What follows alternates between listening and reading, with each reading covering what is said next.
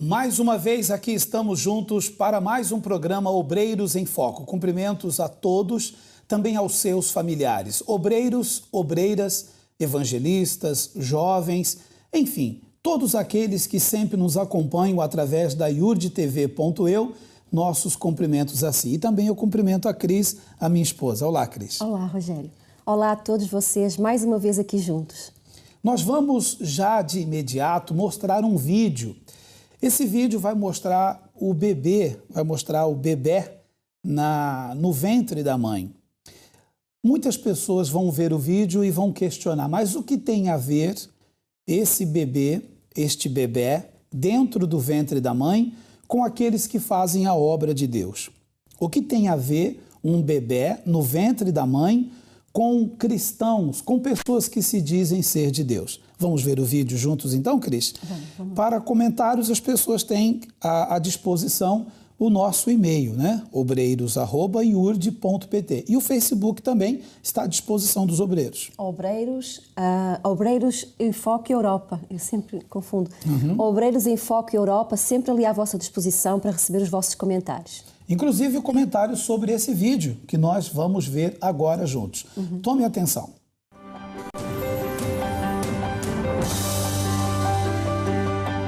O esqueleto do bebê também está em transformação.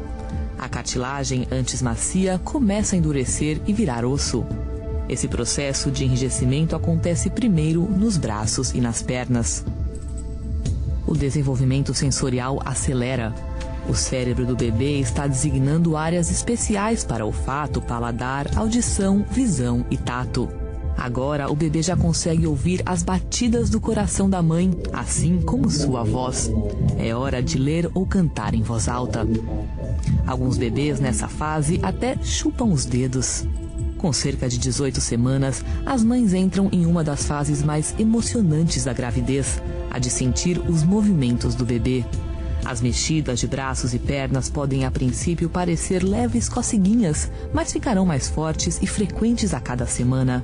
Na 20ª semana, o bebê pesa cerca de 280 gramas e mede uns 25 centímetros da cabeça até o calcanhar, mais ou menos o tamanho de uma cenoura. Esta semana comemora um importante marco: metade da gravidez já passou. Quando a mãe passa a mão ou aperta levemente a barriga, muitas vezes sente o bebê se mexer ou dar um chutinho de volta. O bebê gosta de tocar e sentir o próprio rosto ou qualquer outra coisa a seu alcance, como o cordão umbilical. Daqui para frente, ele vai continuar experimentando suas novas habilidades. As contrações do trabalho de parto são ritmadas e doloridas e vêm cada vez mais fortes. Os músculos verticais uterinos se tensionam e fazem o colo do útero abrir. Os músculos no alto do útero contraem e relaxam, empurrando o bebê para baixo. O tampão, uma camada de muco que fecha o colo do útero, pode ser eliminado alguns dias antes ou então no meio do trabalho de parto. Quando a bolsa rompe, o líquido amniótico escapa, às vezes em grande quantidade, às vezes aos poucos. O colo do útero começa a dilatar e ficar mais fino. Quando a dilatação chega a 4 centímetros, começa a fase ativa do trabalho de parto, com contrações mais fortes e frequentes. Com 8 centímetros, começa a parte mais dolorida do parto. A dilatação é considerada total quando chega a 10 centímetros e pode surgir aí uma grande vontade de fazer força. Isso quer dizer que começou a fase expulsiva do parto. A cada contração, o bebê desce mais. Os ossos da cabeça se aproximam para que ele passe pelo canal de parto, que é estreito. A cabeça do bebê fica visível por fora. Está chegando o grande momento. Com mais algumas contrações e um pouco de força, aparecem o rosto, os ombros e o resto do corpo. Na terceira e última fase do parto, a placenta se desprende e sai. O bebê começa a respirar sozinho e a incrível aventura do parto termina.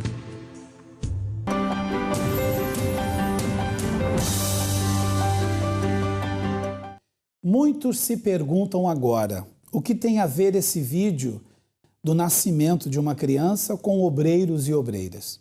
O que tem a ver uma criança no ventre da mãe, sendo formada, e agora já no final o parto da criança, o que isso tem a ver com os que fazem a obra de Deus ou com os que desejam, almejam fazê-la.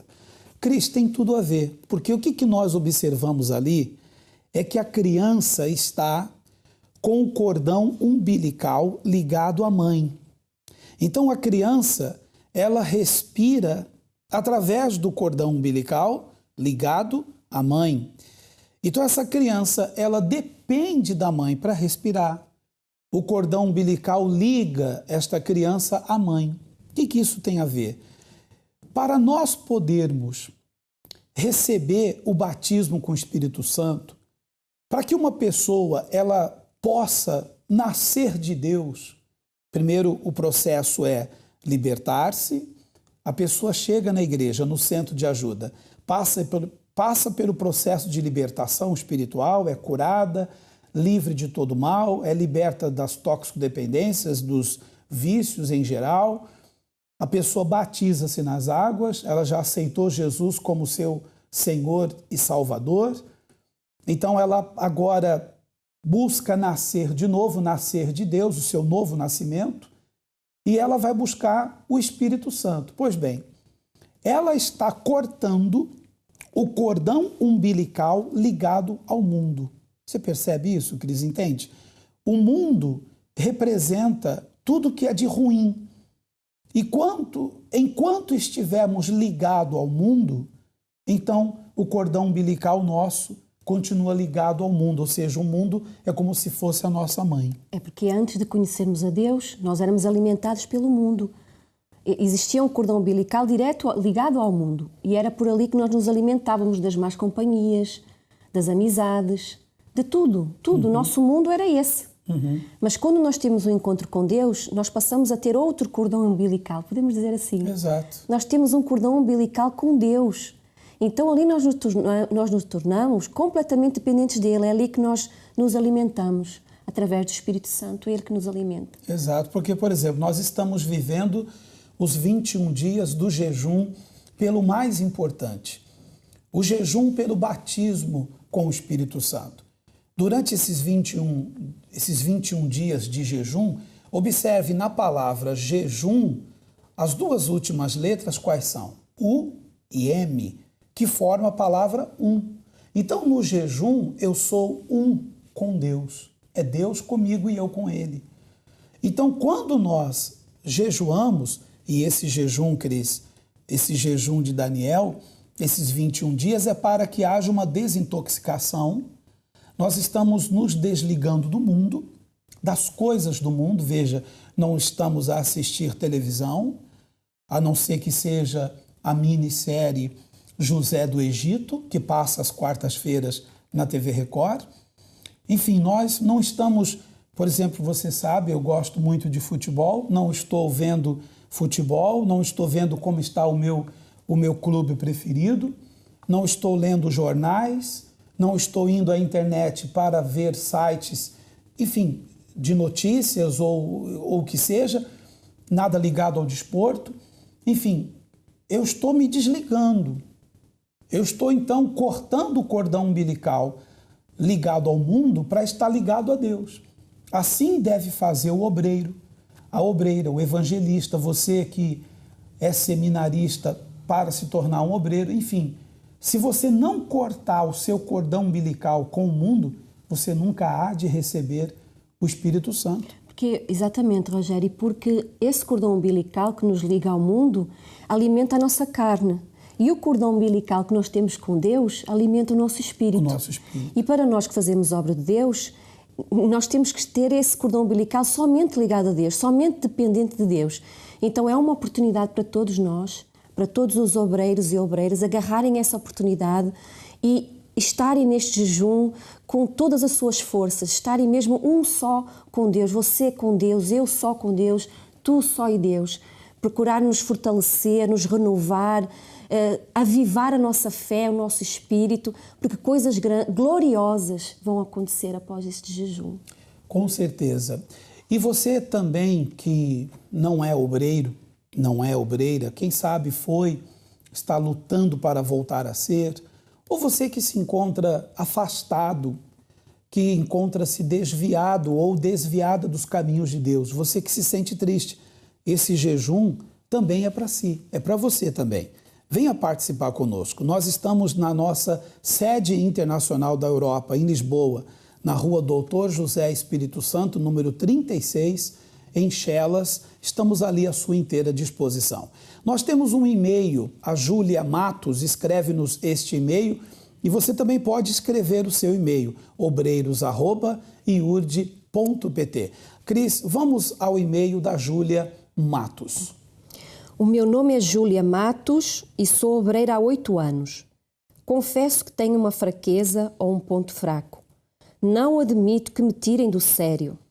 Seja em casa, com a família ou no ambiente de trabalho, qualquer provocação me deixa muito nervosa. Perco as estribeiras, choro, parto para a agressão. Faço o que for para não levar desaforo para casa. O único lugar onde não sou assim é na minha igreja. Lá me sinto bem e procuro me dedicar no que faço. Preciso de uma orientação. Júlia Matos, obreira. Cris, a Júlia, ela tem tudo a ver com o que acabamos de falar. Uma pessoa que tem ligação, que tem o cordão umbilical ligado ao mundo, é explosiva, é agressiva, porque ela diz no e-mail que ela chega até partir para cima e agredir, não é isso? Sim, não leva desaforo para casa. Não leva desaforo para casa, quer dizer, ela é muito nervosa. Mas veja que ela diz que na igreja ela não é assim. Então, na igreja, ela esconde uma identidade. Exatamente. Quando ela diz, procuro me dedicar no que faço, é como se ela escondesse-se atrás do fazer, como Exatamente. nós sempre falamos, do ser e do fazer.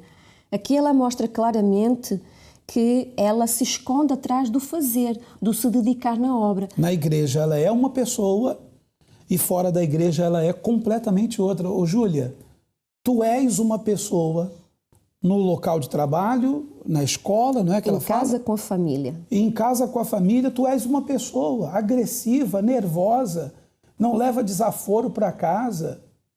E na igreja, você quer justificar, fazendo, sendo dedicada. Procure ser, porque o fazer é sempre uma consequência daquilo que é. Ela precisa cortar completamente o cordão umbilical ligado ao mundo. É, se encher mais das coisas de Deus, porque, Júlia, onde estão os frutos do Espírito Santo? Se você é batizada com o Espírito Santo, você tem domínio próprio. É um dos frutos do Espírito Santo. Se você é nervosa, você não está a apresentar o fruto do Espírito Santo, que é o domínio próprio, a paciência. Perdão, Cris, desculpa. Os 2 últimos frutos, dos 9 frutos que apresenta em Gálatas 5:22, é a mansidão e o domínio próprio. Ela não tem. Ela não parece ser mansa e nem dominar-se. Júlia, eu não quero aqui pôr dúvida não, mas será que você realmente tem o batismo com o Espírito Santo? Fostes chamada a obreira, fostes levantada a obreira, mas esse comportamento seu não é o comportamento correto de uma obreira. Então nós estamos... Ela disse que é obreira há quanto tempo? Ela já é obreira há 8 anos. 8 anos, ô Júlia. Procure o seu pastor ou se quiser, você não se identifica-se no nome, mas não diz onde é obreira. Querendo a nossa ajuda, estamos à sua disposição aqui em Lisboa. E quem quiser escrever-nos um e-mail, como fez a Júlia, pode escrever, pode falar conosco, né? Então, e você também pode fazer assim como a Júlia fez, nos enviar um e-mail para obreiros@iurde.pt. Nós vamos ler com muita atenção e vamos lhe responder e dar uma orientação. E até mesmo, pessoalmente, o atender. Está bem? Pode nos procurar na sede internacional da Europa, em Lisboa.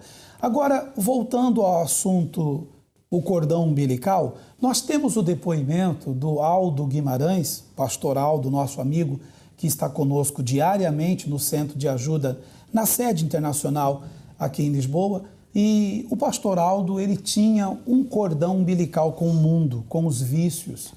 E converteu-se, hoje é um grande homem de Deus. Cumprimentos ao pastor Aldo. Vamos ao depoimento do pastor Aldo, que cortou o cordão umbilical que ele tinha ligado ao mundo e aos vícios. Vamos vê-lo e ouvi-lo.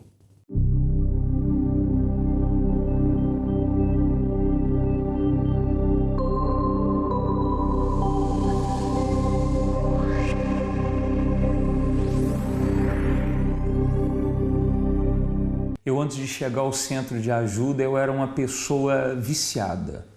Eu comecei aos 14 anos com tabaco. Comecei a fumar por influência de colegas para experimentar também, e depois começamos com drogas leves. E depois foi desenvolvendo para drogas mais pesadas, tal como a cocaína, e cheguei também a usar a pedra ou crack.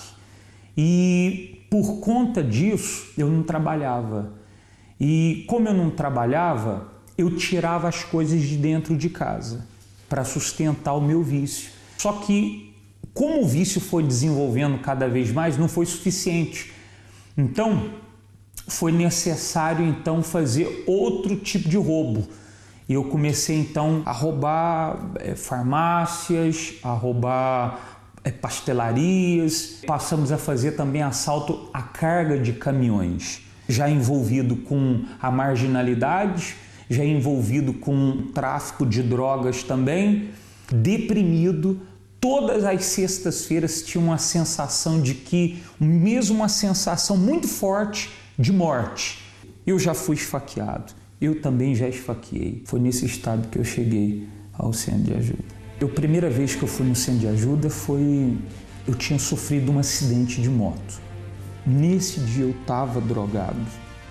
E o acidente foi tão violento que choquei com tanta força contra a carrinha que chegou a arrastar a carrinha do lugar. E eu fui desacordado para o hospital. A minha irmã ia ao centro de ajuda, a minha avó também. Então, eu fui nessa altura até mesmo por conta de acreditar que tinha passado por um livramento.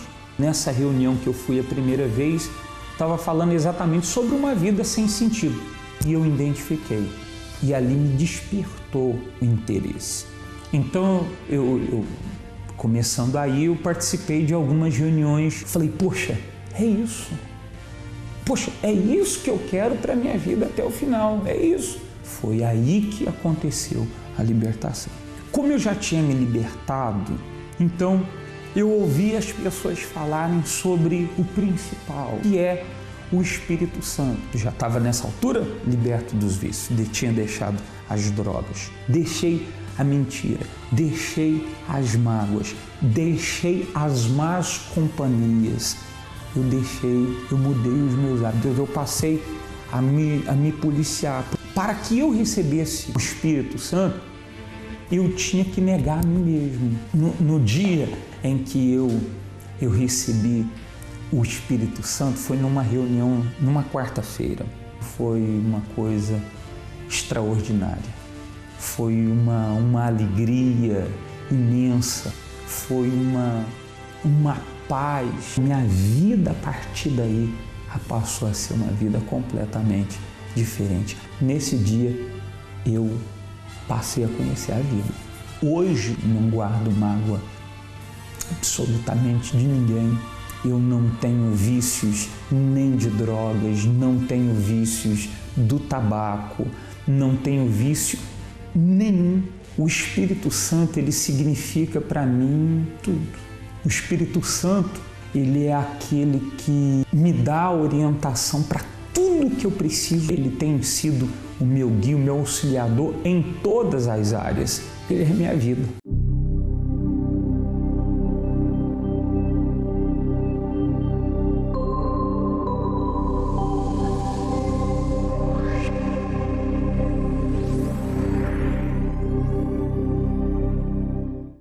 O cordão umbilical que o Aldo tinha ligado ao mundo foi cortado. Os vícios, o mal, o temperamento mal, quer dizer, ele envolvia-se com brigas. Ele falou da faca, né? Também do acidente, com certeza naquela moto não estava com pouca velocidade. Então veja, Júlia, voltando ao e-mail anterior, a Júlia, ela disse que ela não se controla, né? Uhum. Que ela parte para cima, quer brigar, chora, agride as pessoas. Veja, o cordão umbilical tem que ser cortado. O testemunho que vimos agora, o pastor Aldo, hoje ele é um pastor. Então o cordão umbilical foi cortado. Corte também o seu cordão umbilical ligado ao mundo. E eu mando um versículo para Júlia, perdão. Um versículo para Júlia, tem tudo a ver consigo, Júlia. Irai-vos e não pequeis. Nós podemos irar, Cris. Podemos ficar irados. Irado com uma situação que eu estou passando, irado com uma circunstância difícil, irado com algo que está a se passar na minha vida em que eu não aceito. Então isso é ira. Irai-vos e não pequeis. Não se ponha o sol sobre a vossa ira, nem deis lugar a quem? Ao diabo. Então, quando a gente fica nervoso, quer agredir, enfim, a gente acaba dando lugar. Com a força do próprio braço. Exato. Acaba dando lugar ao diabo, né? Exatamente. Mostra que não tem nada de Deus ali. A presença do Espírito Santo não existe numa pessoa assim que se deixa ser controlada pelo diabo. Aí está a importância do cordão umbilical ser somente com Deus. Eu estava lembrando, esse bebê, quando está ligado o cordão umbilical à mãe, é por ali que ele se alimenta, é por ali que ele desenvolve. Ele vai desenvolvendo-se dentro do ventre materno. E assim mesmo nós, quando temos esse cordão umbilical ligado a Deus, nós também temos que desenvolver, nós vamos desenvolver. Nós não vamos ser sempre as mesmas pessoas. Espiritualmente falando, não podemos ser a vida toda um bebê, Não né? podemos. Tem que desenvolver na fé. Ainda que estejamos sempre ligados ao cordão umbilical, porque chega um momento que o cordão umbilical do bebê é cortado, mas o nosso cordão com Deus é eterno. É eterno. Mas faz a gente se desenvolver. Sempre, tem que desenvolver. O Espírito Santo é movimento, ele não para. Exato. Nós temos que estar sempre acompanhando, se encaixando no perfil de Deus. Um dos símbolos do Espírito Santo é o vento. E o vento não é movimento. O vento, já viu o vento parado? Então, quem tem o Espírito Santo não pode ser parado. Quem tem o Espírito Santo tem que estar sempre em movimento, né? E tem que ter tranquilidade, não é uma pessoa irada. Seja irado com o diabo, com as forças do mal. Com os problemas, se revolte contra os problemas. Exato. Agora, contra as pessoas, não. Porque veja, vou dar o exemplo da Júlia de novo. Contra as pessoas, porque assim, às vezes a gente pensa que não estamos a ser observados. Às vezes no seu trabalho, no supermercado, na escola ou em casa, com a sua família, você está sendo observado. Nós que assumimos a nossa fé em Deus, nós somos muito observados. Tem gente nos observando com lupa. E vamos em certos lugares que às vezes... Sabe o que é lupa? Sim. E às vezes estamos em certos lugares que imaginamos que não tem, nem nos passa pela cabeça que tem alguém a nos observar. E tem. E até pelo testemunho da Júlia, quantas pessoas foram testemunhas desse mau testemunho. Nós temos que ter muita atenção a isso. O nosso testemunho que damos para as outras pessoas. Quem nós somos na igreja, nós somos a mesma pessoa em casa, com o nosso marido, com o nosso filho, no nosso trabalho, com os nossos colegas de trabalho. Nós não temos duas caras. A pessoa que é batizada com o Espírito Santo, ela não tem duas caras. É uma cara só. Ela identifica-se com Deus, ela tem o perfil de Deus. Nós vamos a mais um e-mail. E o e-mail que chega-nos é do Antônio Medeiros. Ele não é obreiro, ele é membro do Centro de Ajuda. Olha só o que diz o Antônio Medeiros. É uma queixa aqui que ele faz. Vamos ler o e-mail do Antônio Medeiros. Quando cheguei à igreja, um obreiro me recebeu pela primeira vez, me aconselhou, me acompanhou e me ajudou a alcançar a minha libertação espiritual. Tenho a minha empresa com 11 funcionários, tenho casa própria, carro, casamento e família feliz. Hoje este obreiro está fora da obra e está sempre a condenar e a criticar o sacrifício. E vive me aconselhando a sair da Igreja Universal. Ele insiste em dizer que nossos bispos e pastores não são de Deus. Sei que ele está falido, a esposa o deixou, está bebendo muito e agora vive de favor na casa do cunhado, separado da irmã dele.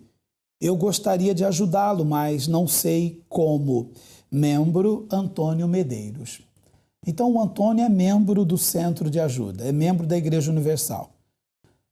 O obreiro que o acompanhou já não está mais na igreja, está fora, vive a criticar a igreja, dizer que nós, pastores e bispos, não somos de Deus, critica o sacrifício, e o Antônio está prosperando, Cris.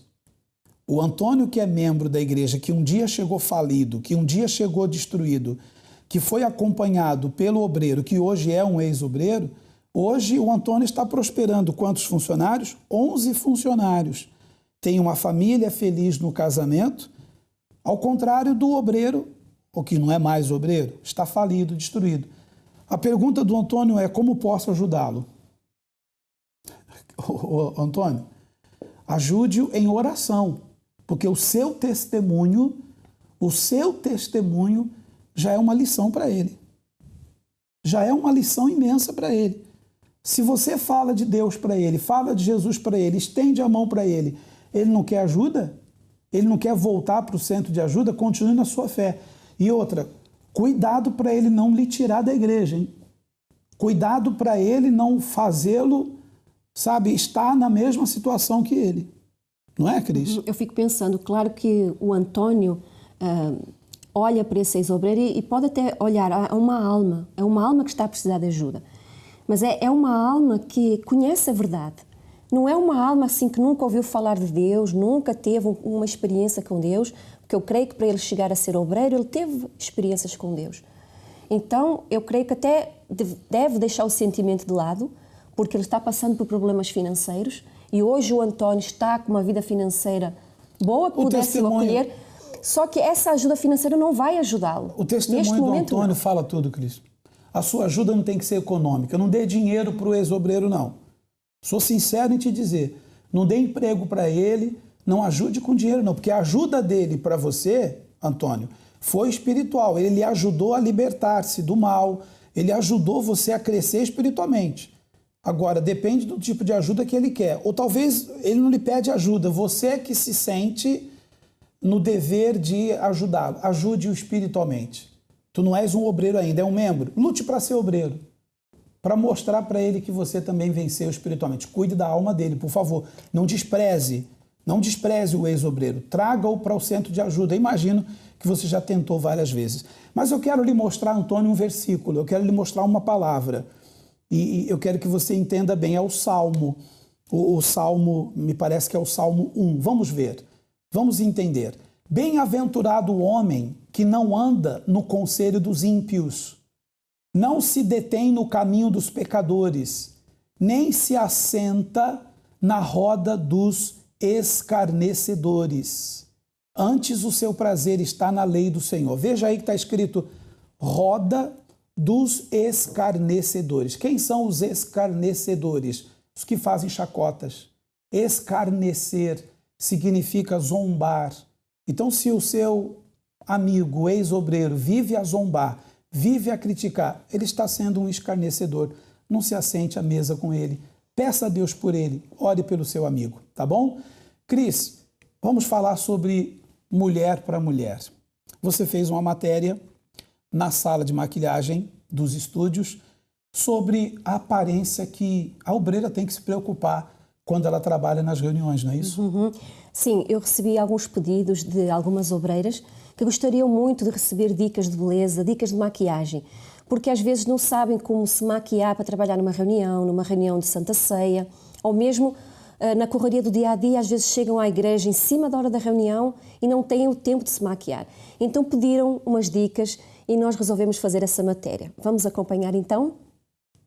Olá, obreiras, e hoje eu estou aqui para realizar um pedido vosso sobre dicas de maquiagem. Como que uma obreira se deve maquiar? Ou melhor, como que deve ser a maquiagem de uma obreira?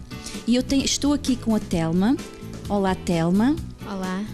A Telma, ela é obreira do Centro de Ajuda na sede internacional da Europa.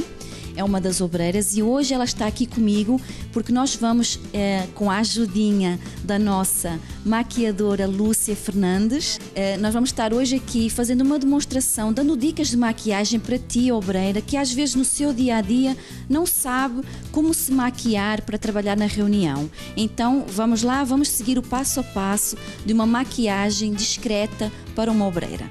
É consigo, Dona Lúcia.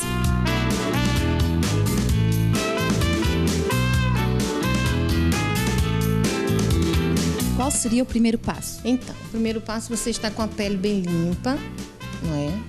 Vamos aqui limpar a pele, se tiver algum resíduo de outra maquiagem, ou de suor, ou se a pele for oleosa, vamos aqui limpar.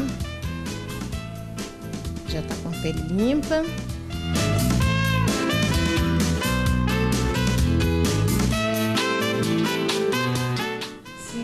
obreira tiver essa funda aqui nos olhos, que chamam de olheiras, né? Que isso é a obreira que trabalha muito. Então vamos tirar aqui as olheiras com o corretor. Isso aqui é um corretor de imperfeições, né? Passamos aqui embaixo com as mãos. A obreira pode fazer isso sozinha. Esse seria o segundo passo.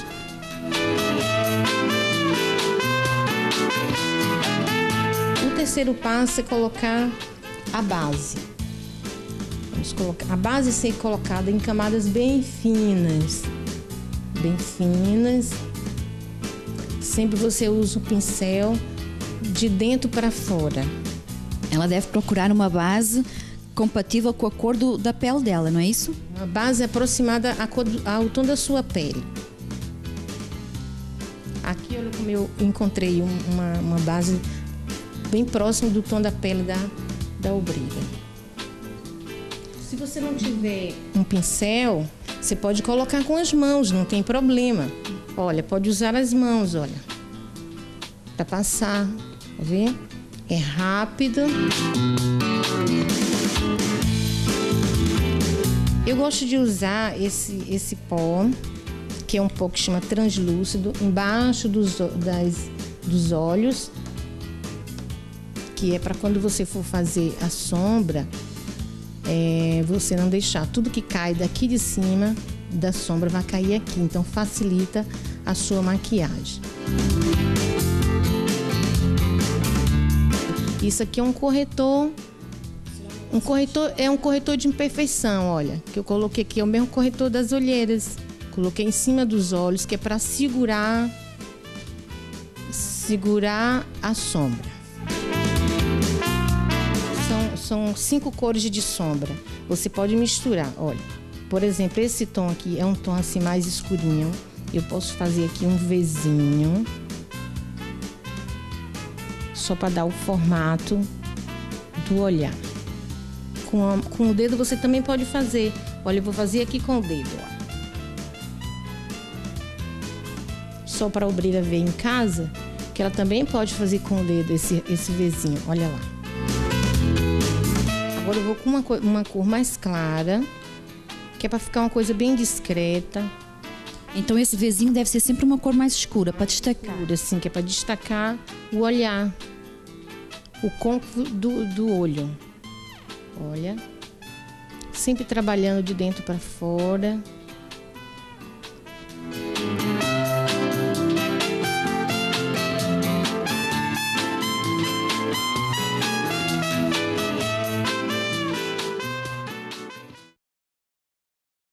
Está então, meninas, as dicas de beleza, as dicas de maquiagem. Espero que vocês pratiquem e no próximo programa vocês estarão assistindo os 3 últimos passos para a maquiagem da obreira.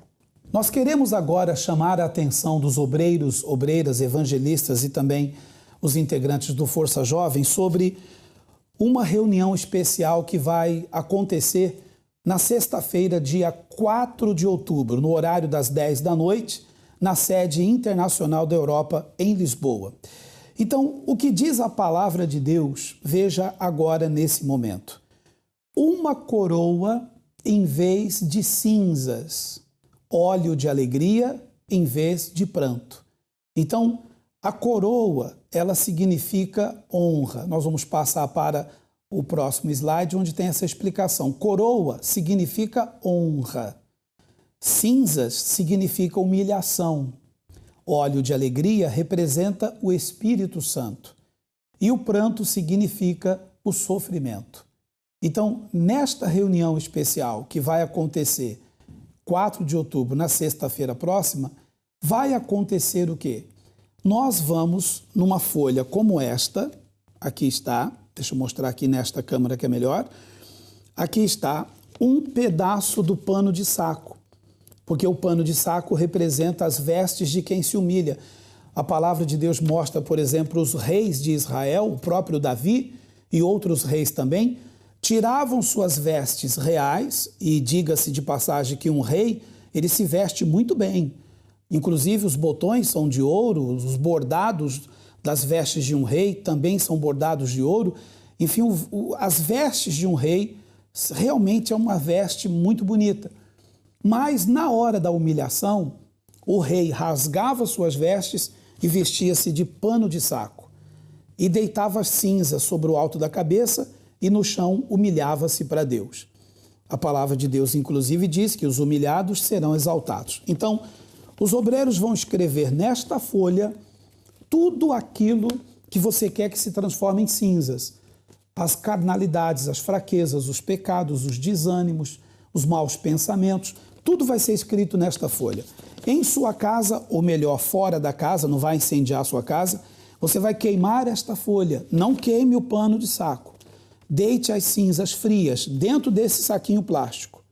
E numa mão, cinzas no saquinho plástico. Na outra mão, paninho de saco. Você vai a esta reunião, sexta-feira próxima, 4 de outubro, às 10 da noite. Vamos nos humilhar, Cris, diante de Deus. Quem se humilha por Deus é exaltado. É uma das características do cristão e uma das características do perfil de Deus é a humildade. Então nós vamos nos humilhar para, se por acaso existir orgulho, existir carnalidade, então nós vamos trocar isso por humildade. Ser humilde de espírito. Ou seja, como Jesus era. É a coroa ao invés de cinzas, é a honra, né? O óleo de alegria representa o Espírito Santo. Honra em vez de humilhação, Espírito Santo em vez de sofrimento. Todos vão passar pelo altar, vão deixar as cinzas dentro do saquinho e o pano de saco, representando a humilhação, vão deixar no altar. E nós, pastores, vamos lhe ungir no alto da cabeça com o óleo da alegria, que é o símbolo do Espírito Santo. Na nossa sede em Lisboa, no Porto também, no centro em Coimbra, no Algarve em Portimão, no Funchal na Ilha da Madeira, em Ponta Delgada nos Açores, todas as sedes estaduais vão estar a realizar em simultâneo essa reunião. Então, não perca. Você vai humilhar-se e Deus vai lhe exaltar com certeza. Para terminar o nosso programa, o versículo abaixo diz assim, o próprio Daniel, ele disse, voltei o rosto ao Senhor Deus para o buscar com oração e súplicas, com jejum, pano de saco e cinza. Daniel capítulo 9, versículo 3. Aguardamos por si, nesta reunião especial da humilhação, sexta-feira, 4 de outubro, às 10 da noite. Cris, chegamos ao final do programa Obreiros em Foco de hoje. Ficamos por aqui. Aproveitem o jejum de Daniel e aproveitem também essa vigília da humilhação. Não poderia vir em melhor época, não é, Rogério? Tudo para nós nos consagrarmos mais diante de Deus. Até o próximo programa Obreiros em Foco. Cumprimentos a si e à família. Até lá.